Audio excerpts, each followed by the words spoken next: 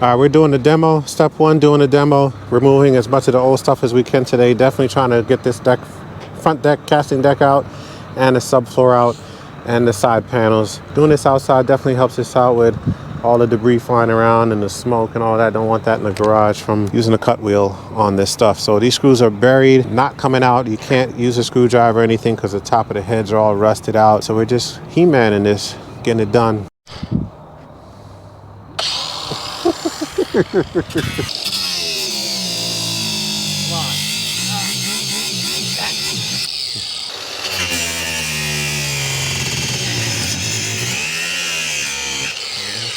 Whew, I'm inhaling too much of that smoke.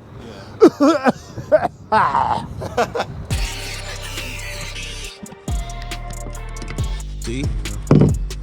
Had to grab a little crowbar and pop it. Yeah. So what we're seeing here are a lot of buried, rusted screws, and they're rusted so bad you can't even screw them out with a power drill or a manual screwdriver. So we're just straight cutting them out with a cut wheel, and that's what's going on around the deck.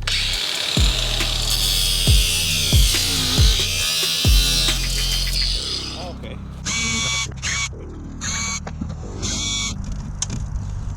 Pull it off. Oh man. Rusted all the way through. Mm-hmm. Gloves.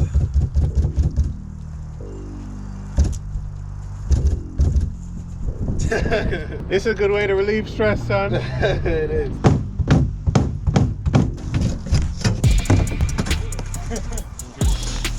It's a little heavier. All right, got the front deck off, and interesting enough, this is the first thing I noticed. A lot of loose pour foam just sitting in here. Pretty messy stuff, but again, this is a 30-year-old boat, so a lot of just age and wear and tear all throughout. So we're gonna make sense of this later. First piece is out the way and off the boat. We have access to the rod locker, so I can recarpet that, clean up. All this stuff will be cleaned up. Next, we'll do this side panel, get to the subfloor, take the stern column out.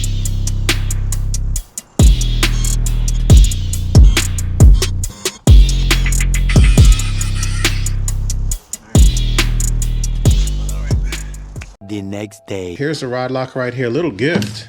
Found this after I took the deck off. This was stuck up underneath in the rod locker in here. Really old nav light by C-Sense.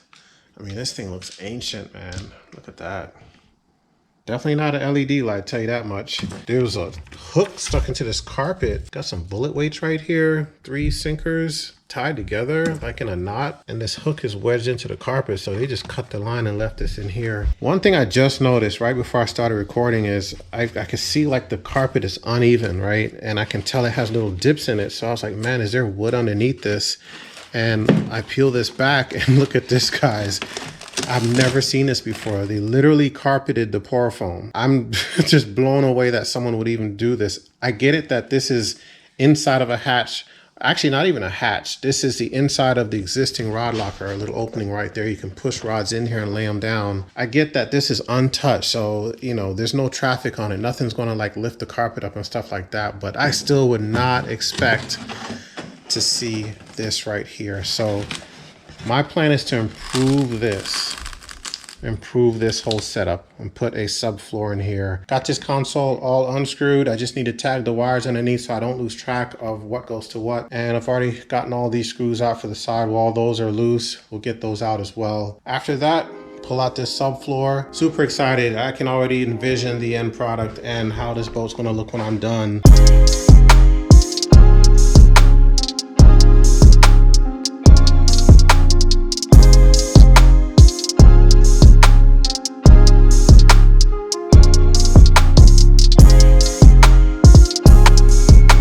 Pulling off the rod locker, had to cut those screws out as well. Everything is completely rusted up. You guys can see this screw right here.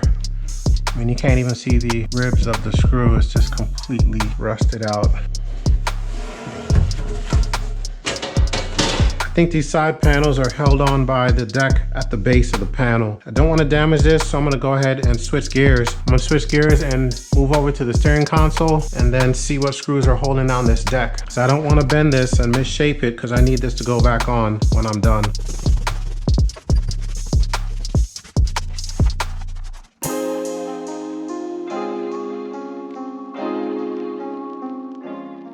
Many unbearable hours later.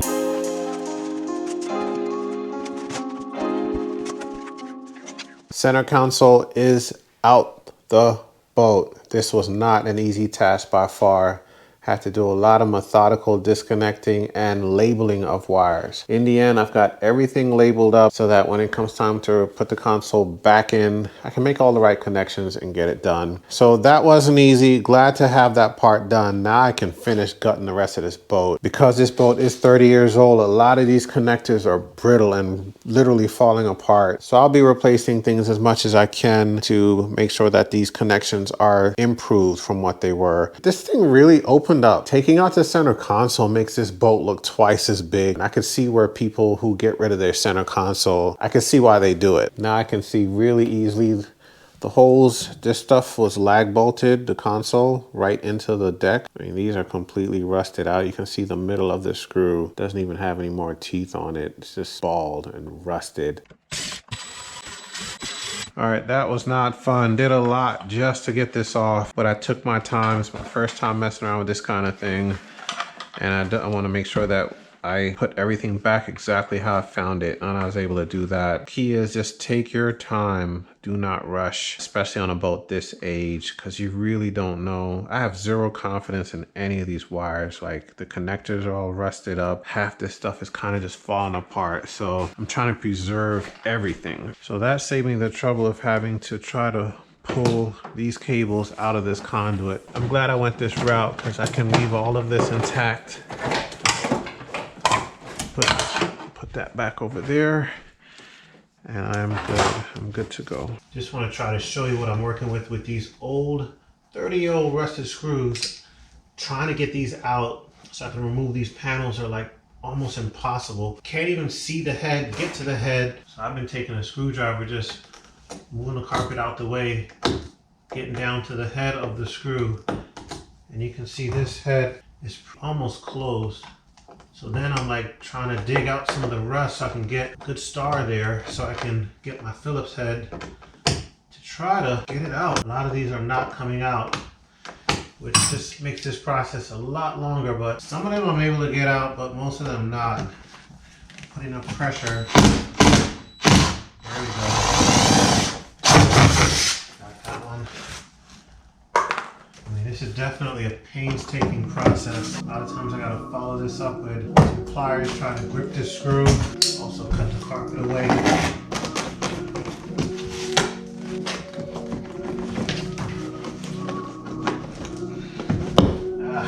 Look at that screw, it's buried so deep and the top is rusted up. I don't even think I'm gonna be able to get a screwdriver in this one.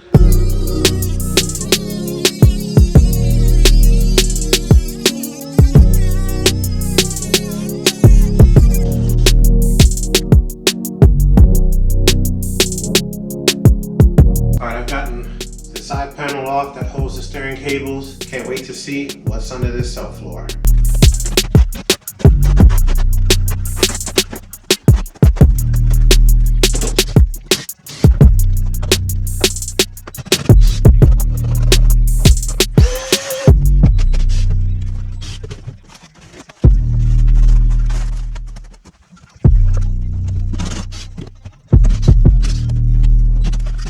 Ooh, this is not for the weary at all. I got out all the screw heads I could. I say heads because only the heads came out. All the screws, every single one of them broke. The head broke off. See them right here. Got one right there. Another one right there, and so on. I'm hoping I'll be able to lift this deck up. I gotta find some way to get some leverage to lift this up. And then look at this, guys. Literally, this was carpet over. There was no sheeting here to cover up this hole. It was only carpet. I stuck my light in here. I don't know if you guys can see. You've got the tube to the live well back there. Looks like the drain out, but you can't even service that with the carpet there, much less the bench was here as well. So I don't know, look like a one-time installation deal, but I want to get this floor out in one piece as much as possible. I want to utilize the existing floor to know the measurements to cut out the new deck. That way I can basically make one cut. I got an idea of how I'm going to get this floor out. I'm going to use my hole saw, drill out a hole on this side, drill out a hole over there probably as well. Try to fish some straps through, and I'm gonna use my handy dandy puller to pull this deck up. I don't know if this is gonna work, but I figure it's worth a try. Trial and error is only one way to find out.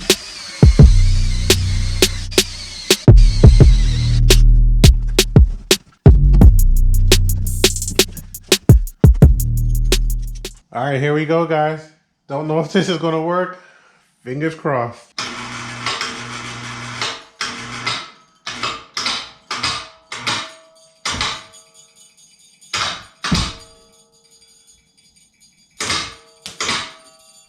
Ah, man, it's a lot of pressure. There we go, it just popped. It's popping up. If I had just went straight up, it probably would have ripped. Oh, still popping up, nice. So far, so good.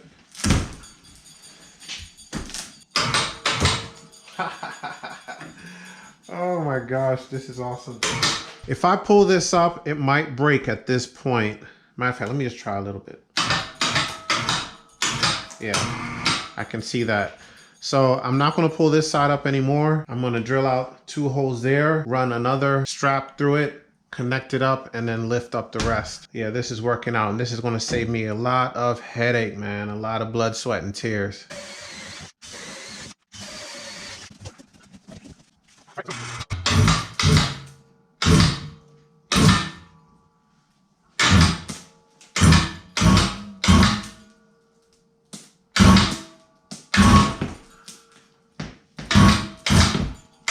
I got this side that's just pinned in still.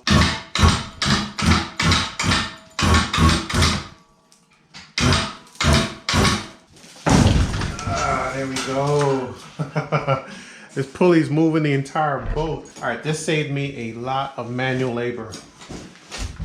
Anyone else out there who's removed a floor to a boat could probably attest to that. I could only imagine what it would have taken me to try to wedge this out by hand, not being able to get any leverage or get anything between the wood and any of the side walls. Oh, look under here.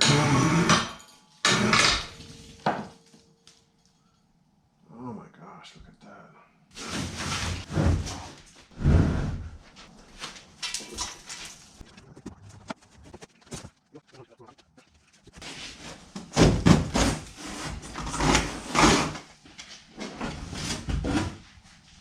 First thing I'm going to do is remove some of this foam and see what it's looking like underneath here.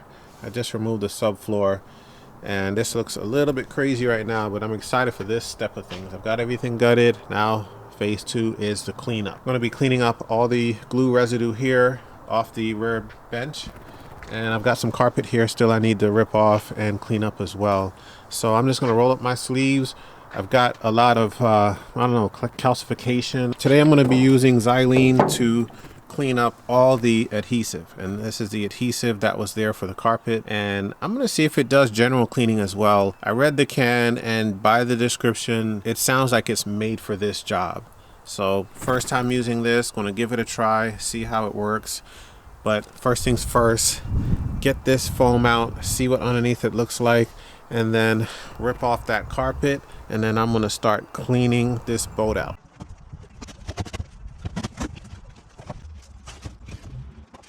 All right, what I'm seeing so far is this foam definitely old and past its life, but it's very heavy, and because a lot of water has soaked into this foam over the years, this is heavy stuff. I can imagine the foam alone in this boat is probably over 50 pounds.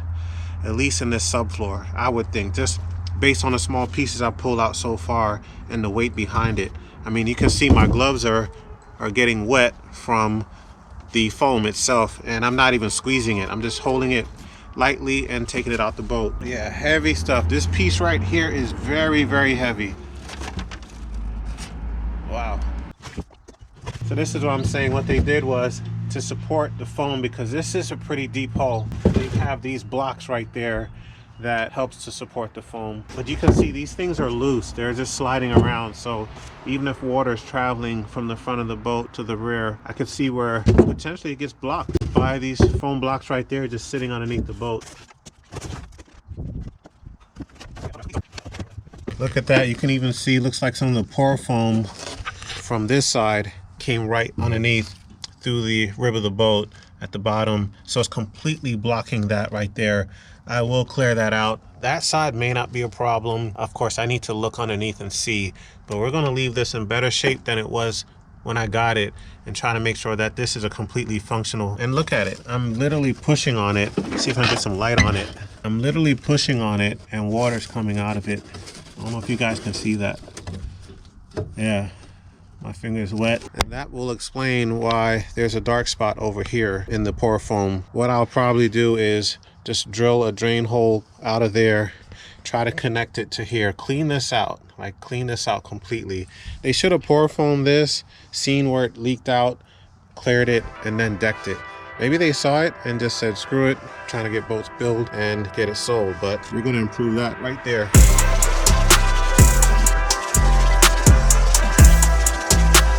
Oh, interesting. Found a little hollow point bullet. I don't know what caliber that is, but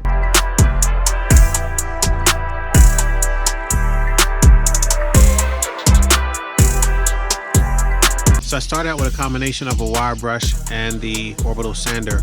I'm using 120 grit light sanding paper for this because I don't need to remove any heavy residue. This is just the buildup that's happened over almost 3 decades. Good thing is it was on there pretty light, so I didn't have to use a lot of pressure because of course you're sanding the hull of the boat.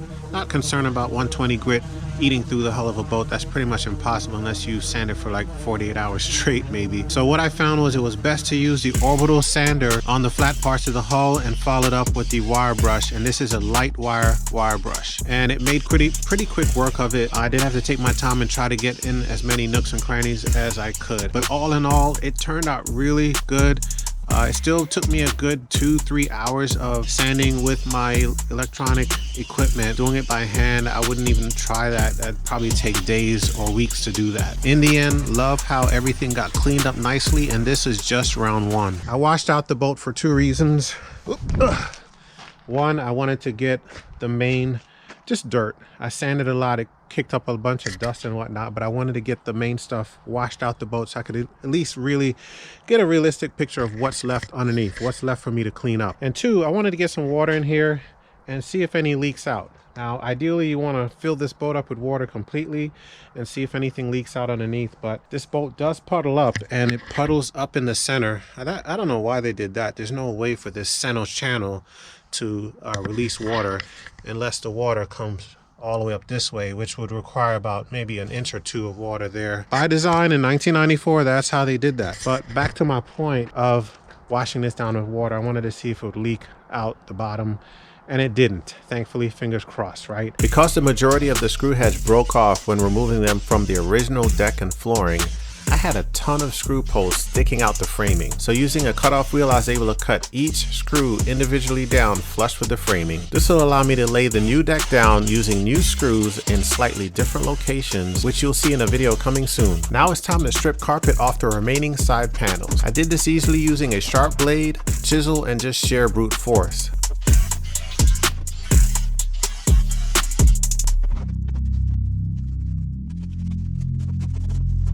All right, guys, take a look at what's underneath this carpet. I mean, this is like fungus. Not even like fungus. This is crazy. Even with the glue over the years, stuff just started to grow beneath the carpet. You can see I have my hazmat mask on and my respirator on, because as I'm taking this stuff off, ripping it off, a lot of dust and dirt and God knows what else, maybe even mold, is flying through the air. But the carpet is coming off relatively easy, and a lot of glue residue left behind, and in this case calcification and different things. I need to sand all this down.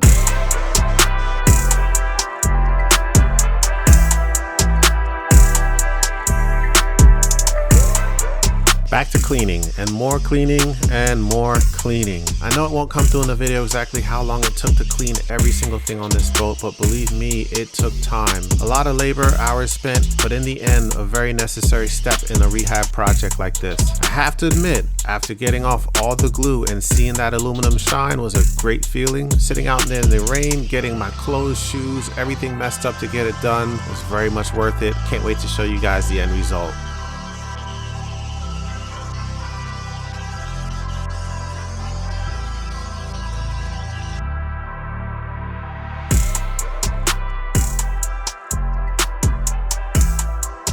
From there, I did my final sanding of the boat floor using an 80 grit sanding block in preparation for paint. Now surprisingly, with the live well, it wasn't that bad. First thing was some general cleaning, and yes, I still had to do more sanding. Again, broke out my sanding block and even some sheet sanding paper, because with the plan to install new carpet, you need every single surface to be completely clean to guarantee the new glue will adhere to the boat and stay in place.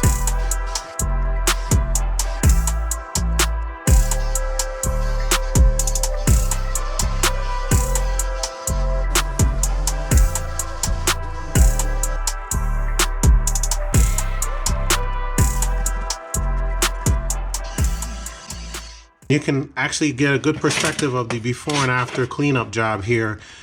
Before, after. Before, after, before, after. You can see, looks really good. So I've got the majority of this cleaned up.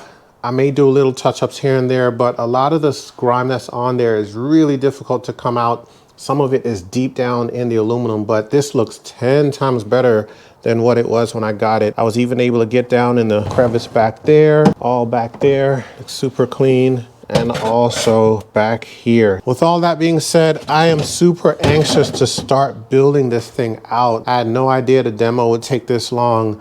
But of course, if you want to do it right, you just got to take your time and get through it. I don't have liberty to just work on this all day long. I do have a full-time job and all of that. Hopefully one day I can say I'm doing YouTube full-time, but until then, just gotta grind out everything. So barring any other unforeseen things, I will go ahead and start building this out. I've already put foam in the boat, if you wanna call that building it out, but I wanna start carpeting, running some electrical wires, and really running with the build out. Because everything is pretty much framed out already, it's on to wiring. So keep an eye out for the next upload, which will be a complete and comprehensive wiring video. That video will show you everything from how we wired up 3 batteries, fuse blocks and bus bars in the rear hatch, deck lights along the side rails, nav lights at the bow of the boat, hatch lights, the live well pump, trolling motor, and much more. So subscribe to the channel, leave us a like if you enjoyed the content. See you on the next video.